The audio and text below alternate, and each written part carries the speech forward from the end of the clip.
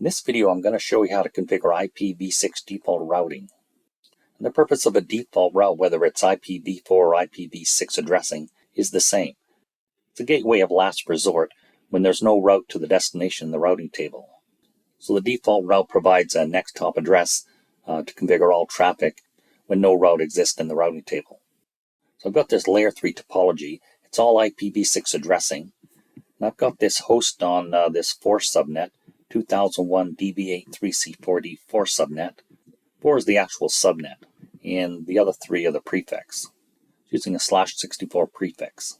The host is addressed .1, and the default gateway in R1, that's FA10, that's 4.2. Then I've got this WAN core with R1, R2, and R3. You notice the addressing, here's the 1 subnet between R1 and R3, and I've got this 2 subnet between R1 and R2, and this 3 subnet between R2 and R3. They're all /64 prefixes. Then I've got this link between R3 and the ISP, and that's a 5 subnet. I've also got this server on the internet, and that's assigned 6 subnet. What I'm going to do is test connectivity from the host to the server. So I'm just going to select this prefix here.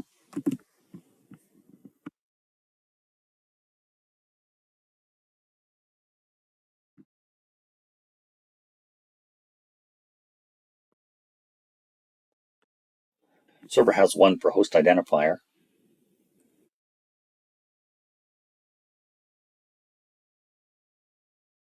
So destination host unreachable means there's no route. So we'll go to R1.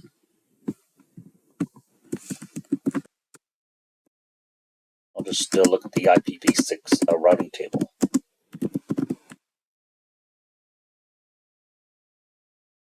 They're all connected routes. There is also static route. So that says to get to the 6 subnet, and that's the server, take the 1 subnet next hop with a 2 host identifier. So that's 1, 2. That would be FA00. Notice right at the top there, that's 1, 2.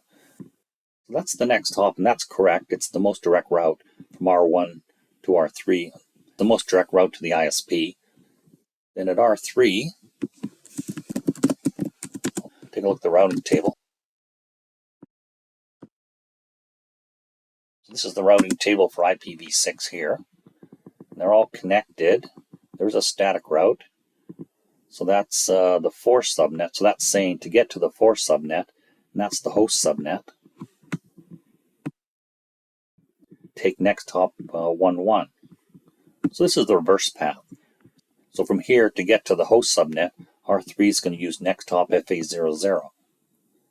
And that would be 1, 1. You can see it there, just at the top. So the problem is there's no forwarding path after that, not the forwarding path to ISP. So I'll configure an IPv6 default route in R3. And that'll forward all traffic where there's not a route to the ISP. And that'll get it to the server. So I'll select R3 here.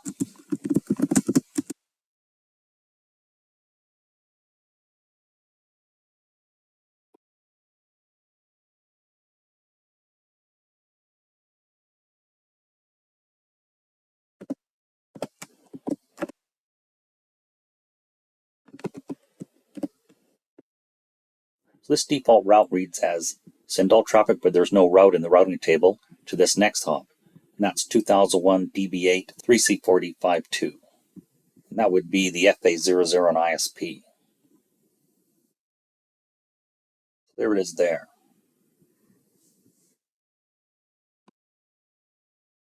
That's all there is to it.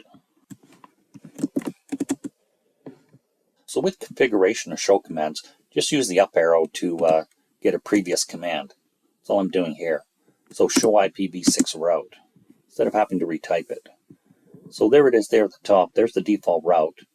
And default and static routes have an administrative distance of 1 and metric of 0, whether it's IPv4 or IPv6. Now we'll go and verify this.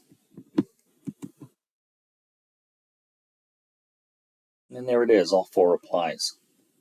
So that provides connectivity to the internet. So that verifies the IPv6 default route is working, and that concludes the video.